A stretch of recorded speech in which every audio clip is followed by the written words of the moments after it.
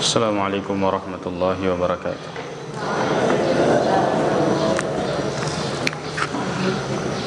Bismillahi walhamdulillahi wassalatu wassalamu ala rasulillah Sayyidina Muhammadin wa ala alihi wa ashabihi wa man sara ala nahjihi wa istanna bi sunnatihi wa iktafa atharahu ila yaumiddin, amma ba'd.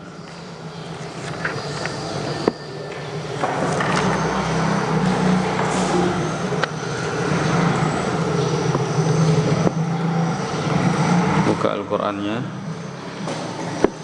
Kita mulai dengan Al-Quran, Suratul Fatihah.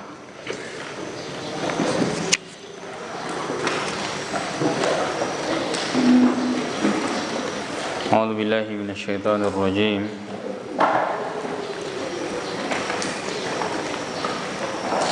Suratul Fatihati, Surah Al-Fatihah.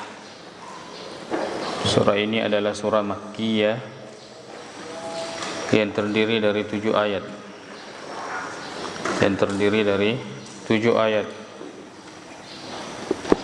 Walaupun berselisih ulama 7 ayat ini apakah termasuk Bismillahirrahmanirrahim ataukah tidak.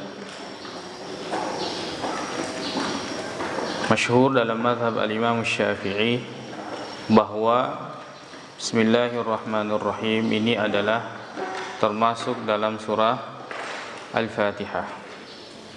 Maka 7 ayat yang dimaksud adalah mulai dari Bismillahirrahmanirrahim sampai waladdallin. Sebagian ulama berpendapat Bismillahirrahmanirrahim adalah ayat yang mendahului setiap surah kecuali surah Bara'ah atau surah At-Taubah. Akan tetapi ia bukan bagian dari surah Al-Fatihah.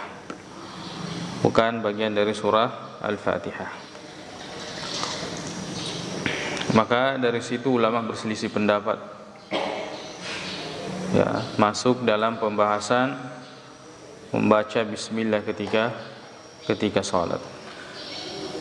Masing-masing memiliki dalil yang kuat yang mengatakan bahwa bismillah adalah bagian dari surah Al-Fatihah, juga dalilnya kuat. Yang mengatakan bahwa bismillah bukan bagian dari surah Al-Fatihah juga memiliki dalil yang kuat. Walaupun di antara pendapat ini ada yang paling kuat.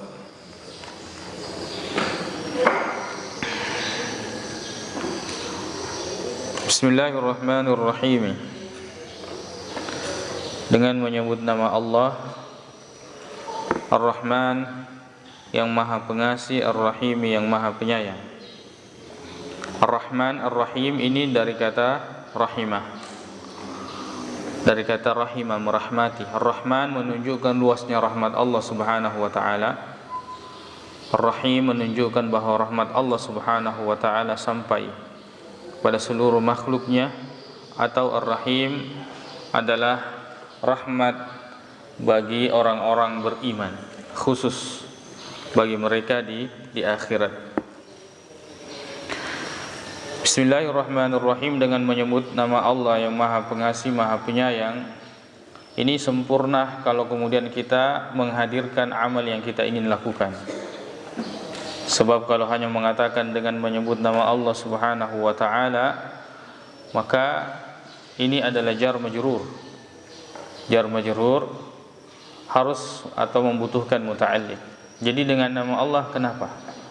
Dengan nama Allah saya membaca, dengan nama Allah saya menulis, dengan nama Allah saya duduk, saya berdiri, saya mulai pekerjaan dan seterusnya.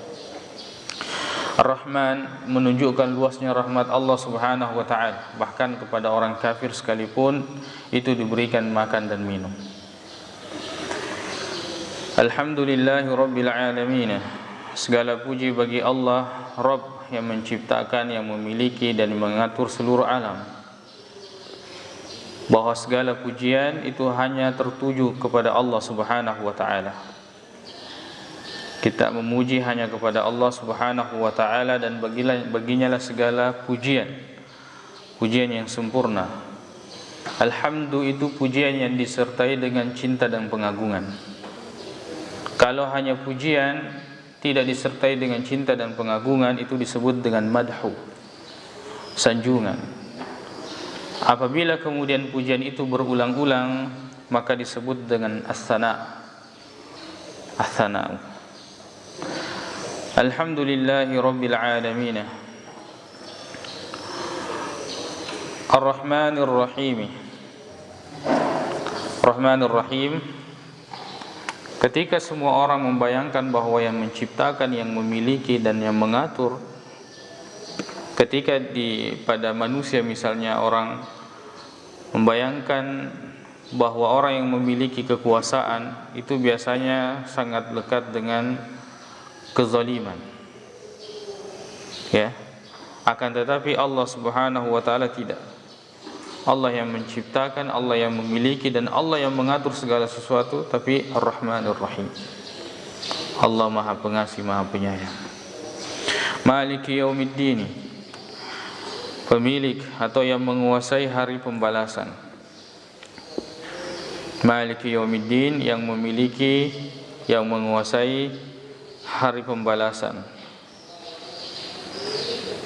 Ad-Din itu adalah sebagaimana kita berbuat seperti itu kita akan dibalas. Pembalasan.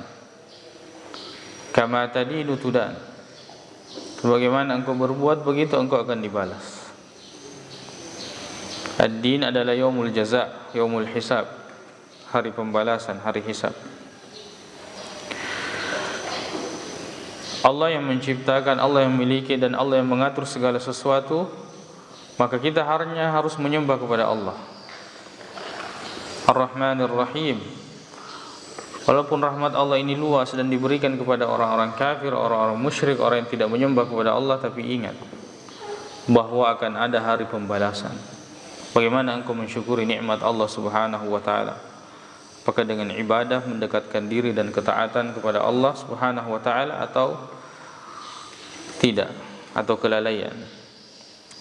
Iyyaka na'budu wa iyyaka nasta'inu. Hanya kepadamu kami menyembah. Di sini didahulukan iyyaka, hanya kepadamu, untuk memberikan al-hasr, penghususan, pembatasan, bahwa kita tidak boleh menyembah kecuali hanya kepada Allah Subhanahu wa taala. Wa iyyaka nasta'inu, dan hanya kepadamu kami memohon pertolongan. Hanya kepada Allah kami memohon pertolongan. Memohon pertolongan ini adalah ibadah. Memohon pertolongan ini adalah ibadah. Akan tetapi di sini disebutkan dua-duanya, sebab tanpa pertolongan Allah kita tidak bisa melaksanakan ibadah.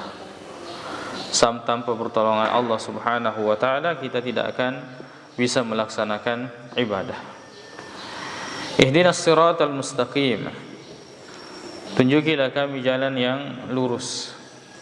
Ihdinas siratal mustaqima, tunjukilah kami jalan yang lurus. Siratal ladzina an'amta 'alaihim, yaitu jalan orang-orang yang telah engkau beri nikmat atas mereka. Ghairil maghdubi 'alaihim, bukan jalannya orang-orang yang dimurkai atas mereka. Waladdallina, dan begitu pula bukan jalan orang-orang yang tersesat. Al-maghdub, yang dimurkai ini adalah karena dia mengetahui kebenaran kemudian dia tidak melaksanakannya, dan ini identik dengan sifat orang-orang Yahudi. Ad-dallina adalah orang-orang yang jahil, orang-orang yang jahil, dan ini identik dengan sifat orang-orang Nasara. Sebagaimana di penafsiran Rasulullah sallallahu alaihi wasallam, al-maghdubi alaihim adalah al-yahud, waladdallina adalah an-nasara.